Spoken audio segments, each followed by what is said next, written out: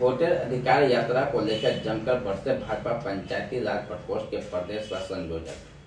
भाजपा पंचायती राज प्रकोष्ठ के प्रदेश व संयोजक आनंद चंद्रवंशी गया जाने के क्रम में पत्रकारों को संबोधित करते हुए कहा कि जिनका इतिहास ही वोट चोरी का है, वो वोटर अधिकार यात्रा कर जनता को गुमराह कर रहे हैं। हम इनसे बात करेंगे, यह क्या बताते हैं। सबसे पहले आपको धन्यवाद और नमस्ते। राहुल गांधी और तेजस्वी यादव जी जो वोट चोरी का नौटंकी कर रहे हैं, इसको हम नौटंकी कह सकते हैं। सबसे पहली बात कि राहुल गांधी के दादी इंदिरा गांधी जी और उनके पिता जवाहरलाल नेहरू जी वो प्रधानमंत्री ही वोट चोरी करके बने। हम लोग को जो ज्ञात है कि जब पहला बार 1947 में प्रधानमंत्री बनने की बात आई थी तो 16 रियासतों के वोट का काउंटिंग हुआ था। 16 लोग वोट किए थे, 16 राजाओं में 13 वोट मिला था अपने सरदार वल्लभ भाई पटेल जी का और 2 वोट मिला था आचार्य कृपलानी जी का, 1 वोट रद्द हुआ था। मैंने उस समय 3 कैंडिडेट प्रधानमंत्री के दौर में थे। सरदार वल्लभ भाई पटेल जी के जो 13 वोट आया, आचार्य कृपलानी जी का 2 वोट आया था, जवाहरलाल नेहरू जी का 1 भी वोट नहीं आया था। अब तब भी प्रधानमंत्री बने थे, तो इसको वोट चोरी नहीं कर सकते हैं हम लोग। दूसरी घटना घटी थी, इंदिरा गांधी 1971 में जब रायबरेली से चुनाव लड़ रही थी, राम नारायण जी उनके विरोध थे। चुनाव इंदिरा गांधी जीत गई थी। राम नारायण जी इलाहाबाद हाई कोर्ट गए। हाई कोर्ट का निर्णय आया कि वोट चोरी करके जवाहरलाल नेहरू जी सांसद बने और उनको प्रधानमंत्री से रिजाइन देने की बात आई थी। जब उन्होंने आपातकाल लगाया था तो उनका खानदान तो अपने वोट चोरी करके बनता है, वो दूसरा के क्या लगाएंगे। हाँ, माननीय प्रधानमंत्री नरेंद्र मोदी जी और अपने श्रद्धेय पूर्व प्रधानमंत्री अटल बिहारी वाजपेयी जी जनता के आधार से प्रधानमंत्री हैं, जनता के विश्वास पर है। जब भारतीय जनता पार्टी चुनाव में गई थी, अटल जी उस समय प्रधानमंत्री फेस थे और अटल जी का फेस देख के भाजपा के लोग वोट किए। ठीक उसी तरह नरेंद्र मोदी जी को फेस भारतीय जनता पार्टी आगे किया और नरेंद्र मोदी जी को देख के लोग जनता वोट दिया। वोट चोरी इसमें कहां हुआ है। अब आई है, क्या वास्तव में ऐसा चोरी होने की उम्मीद है? जी नहीं। एसआईआर जो है तो भारत का संविधान का एक ढांचा का अंग है। भारत का संविधान जो लोकतंत्र भारत का है, यह लोकतंत्र जो मजबूत है, यह आपका चुनाव आयोग जो यहाँ सशक्त है, इसी कारण लोकतंत्र मजबूत है भारत का विश्व में। तो जो एसआईआर हो रहा है उसमें क्या है कि जो नाजायज वोट जो मर गए हैं, जो आज तक जुटे हुए हैं, उनको छटनी करना है। तो ऐसे परिवार हैं जैसे कि आज 1990 से पहले मेरे परिवार के लोग गोवा विधानसभा के निवासी थे, लेकिन 1990 के बाद हम कोटा विधानसभा के निवासी हुए। तो मेरे पिताजी के जो नाम या दादाजी का नाम यदि गोह में आज भी जुटा हुआ होगा तो उसको हटाना है, क्योंकि हम यहाँ से ट्रांसफर हो गए हैं। कुछ ऐसे नाम जो है वो खास करके रोहिंग्या लोग जो है बांग्लादेश से आए हैं, उन लोग अपना फर्जी नाम जुड़वा लिए हैं, तो उनको हटाना है। तो हटाने का जो प्रक्रिया स्पष्ट है कि जिस बूथ पर नाम हट रहा है वहीं के लोकल प्राथमिक विद्यालय या मध्य विद्यालय में कोई शिक्षक है, वहीं वहां बीएलए है और उनके साथ भारतीय जनता पार्टी, जनता दल यूनाइटेड, राष्ट्रीय जनता दल, कांग्रेस पार्टी, माले क्या मैंने सभी दल का एक बीएलए 2 भी नियुक्त है। मैंने हर बूथ पर बीएलए के साथ एक पार्टी का भी प्रतिनिधि वहां पर ही है और उनके साथ बैठ के उसको समीक्षा हो रही है। तो वोट चोरी कैसे हो जाएगा? मेरा वोट काटेगा तो जैसे कि हम लोग वोट करने जाते हैं पोलिंग बूथ पर, तो पोलिंग बूथ पर हम लोग जाते हैं तो वहां जो प्रेजेंटेटिव अफसर रहते हैं, उस अफसर के साथ साथ सभी बूथ के सभी पार्टी का पोलिंग एजेंट रहता है। जब भोकस वोट जाता है तो हम लोग उसको रोक लगाते हैं, भैया कि नहीं नहीं भोकस वोट जा रहा है। उसी तरह एसआईआर जो हो रहा है, जिस जगह पर बूथ पर बैठ कर लोग कर रहे हैं बीएलए, वहां के शिक्षक, उनके साथ सभी पार्टी के प्रतिनिधि बीएलए 2 के नाम से बीएलए 2 प्रतिनिधित्व चुनाव आयोग ही किया है। मान लेते कि हम बीएलए 2 अपने बूथ पर है तो हमारा पार्टी अनुशंसा चुनाव आयोग को दिया, चुनाव आयोग हमको वहां लिंक किया है, तो हम लोग देख रेख में हो रहा है। चोरी होने का कोई गुंजाइश नहीं है। अच्छा, एक बात बताइए, हर एक समय में नक्सली मूवमेंट के नाम से जाना जाता था, लेकिन भाजपा जो है ना वहाँ छत्रपति जो है राज स्थापित कर रहा है। तो भाजपा का जो है विस्तार का या सफलता का राज क्या है?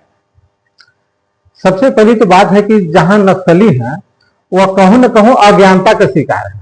उनके मन में गलत दुर्भावना डाल दिया जाता है देश के प्रति, राष्ट्र के प्रति और यहाँ के पूंजीपतियों के प्रति। गलत मानसिकता के शिकार होने के बाद वो ऐसा हथियार उठाते हैं।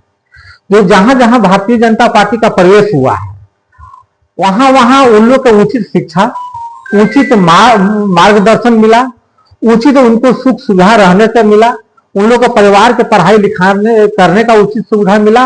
वह स्वतः और राष्ट्र के प्रति उनको जागरूकता मिला कि हमारा भारत राष्ट्र है, भारत माता की जय है। तो इसके बाद उन लोग में बहुत एक जागरूकता आई और आंदोलित होकर, जिस आंदोलित होकर उन्होंने हथियार उठाया था उसी आंदोलित होकर पुनः हथियार को रख के आज मुख्य धारा में जुट गई है। जहां तक भाजपा की सफलता के राज है तो कई राज है बात है। एक तो भारतीय जनता पार्टी का स्पष्ट नीति है, राष्ट्रवाद का नीति, एकात्म मानववाद का नीति, हर गरीब के तक लाभ पहुंचे। मोदी जी और अटल जी के आने के बाद सब जगह रोड बना, गरीबों के आज अनाज मिल रही है, अनाज भी गारंटी मिल रही है। पहली तरह की ना 2 महीना के बाद 3 महीना के बाद ऐसा डीलर लोग कर देते थे। बहुत सा उन लोग बिजली आज नहीं था, उन लोग के जीवन में बिजली मिल रहा है, आज हर सुख सुविधा मिल रहा है। यही राज पे है कि आज भारतीय जनता पार्टी चल रही। लेकिन एक राज और है, हमारे जो विपक्ष यहाँ है कांग्रेस पार्टी, यह विपक्ष बेढंगा है, बेतुका है। इसका भी लाभ हम लोग को मिलता है क्योंकि जनता जागरूक हो चुका है, जान रहा है कि राहुल गांधी जो बोलता है मोदी चोर है, चौकीदार चोर है, कभी कोई विश्वास नहीं करता है। मोदी वोट लूट लिया, कोई विश्वास नहीं करेगा। मोदी नोटबंदी कर दिया, कोई विश्वास नहीं किया। प्रमाणित न है, जीएसटी मोदी लगा दिया, कोई विश्वास नहीं किया। तो विपक्ष के बेवकूफी के कारण भी आज हम लोग सत्ता में है, एक बहुत बड़ा कारण है। वर्तमान राजनीति में विपक्ष की भूमिका उचित नहीं है। भारत का जो संविधान है और भारत का जो विपक्ष का भूमिका होना चाहिए, उनका उचित भूमिका नहीं है। उचित भूमिका ये होता है कि सत्ता और विपक्ष, संविधान का जो ढांचा बनाया गया है, सत्ता और विपक्ष दोनों को मिलाकर देश को चलाना है। सत्ता यदि कुछ गलत कर रहा है, उस गलत को विपक्ष को टोकना है, उचित विपक्ष को। लेकिन विपक्ष की भूमिका उचित मुद्दा पर टोका टाकी नहीं है। विपक्ष की जो भूमिका आज के तारीख में है, मोदी को गाली दो। अब मोदी को गाली देते देते भारत माता को गाली देने लगा। मोदी को गाली देते हुए भारत विरोधी तत्वों के भाषा बोलने लगे। मोदी को गाली देते देते ट्रंप एक बार बोल दिया कि भारत का अर्थव्यवस्था चौपट हो चुका है और लोग विश्वास ही विपक्ष कर लिया। देखिए पूरी जनता जान रही है देश के कि आज हर पब्लिक के पॉकेट में पैसा है। आज से 30 साल 25 साल पहले, बड़े भैया आप ध्यान होगा, हमको भी ध्यान है कि घर में कहीं कहीं का साइकिल रहता था, घर में कहीं कहीं समाचार सुनने के रेडियो रहता था। आज ऐसा कोई घर ऐसा है जहां मोटरसाइकिल नहीं है, समाचार सुनने के लिए हर के हाथ में मोबाइल है। तो आज गरीबी से हम लोग ऊपर उठे हैं और विश्व का चौथा बड़ा आर्थिक शक्तिशाली देश हुआ, अर्थव्यवस्था भारत को हुआ है। तो हम गरीब कैसे हो गए? पहले हम लोग आयात करते थे। हमको पूरी तरह याद है कि हम जब बचपन में पढ़ते थे तो बताया जाता था कि पाकिस्तान से हम कमजोर हैं, पाकिस्तान को हम सामना नहीं कर सकते हैं, चीन से हम कमजोर हैं, लंका से कमजोर है। मैंने यह अनुमान लगाया जाता था कि हम सामर्थ्य नहीं है। लेकिन आज जब कंपेयर भारत की होती है तो अमेरिका के साथ होती है, आज ब्राजील रूस के साथ होती है, जापान और जर्मनी के साथ होती है कंपेयर। अभी बात आ रही थी कि रूस और भारत और मतलब यूक्रेन जो युद्ध चल रहा है, इसमें भारत की भूमिका यदि आ जाता है तो युद्ध रुक जाता है। तो आज हम सबल हुए हैं और विपक्ष की भूमिका उचित भूमिका नहीं है। इसको उचित मुद्दा पर यदि विपक्ष आ जाए तो हम लोग का आज भी संघर्ष बढ़ जाएगा भारतीय जनता पार्टी के। लेकिन आज भारतीय जनता पार्टी मजबूत है तो विपक्ष विहीन भारतीय जनता पार्टी है। मीडिया के प्रत्याशी हैं, इसको आप किस नजर से? देखिए भारतीय जनता पार्टी सभी लोगों का ख्याल रखता है, सभी कार्यकर्ताओं का ख्याल रखता है, सभी जाति धर्म का उचित प्रतिनिधित्व देता है। तो मीडिया के यदि चर्चा में है तो ये आप लोग का धन्यवाद के पात्र हैं, क्योंकि मीडिया तो आप ही हैं और आप लोग कहूं न कहूं मेरे बारे में आकलन किए होंगे उचित, तभी चर्चा में है। तो इसके लिए सबसे पहले आपका धन्यवाद है। और मौका मिलता है चुनाव लड़ने का तो बुलंदी से चुनाव लड़ूंगा, जनता का सम्मान भी मिलेगा, चुनाव भी जीतूंगा। और चुनाव जीतने के बाद जिस जगह हमारे पूर्व मार्गदर्शक थे, पूर्व विधायक थे चित्तरंजन कुमार जी। तो चित्तरंजन कुमार जी जब विधायक बने थे तो विधायक बने थे अरवल के, लेकिन पुरथा और अरवल उनको एक मानते थे। पुरथा का भी समस्या वो अपने ही को मानते थे, कहते थे कि हम अरवल जिला के विधायक प्रतिनिधि हैं।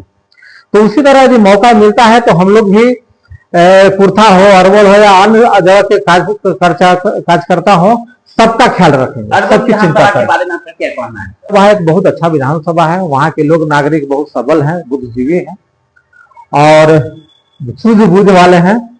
वहाँ विकास के बहुत सा आयाम अभी हम देख रहे हैं, बाकी है। जैसे कि शिक्षा के क्षेत्र में डिग्री महिला कॉलेज की आवश्यकता है। जो हमारा डिग्री कॉलेज हमारे यहाँ है उसमें कई फैकल्टियां का अभी तक पढ़ाई नहीं होती है, उसको पढ़ाई करवाने की आवश्यकता है।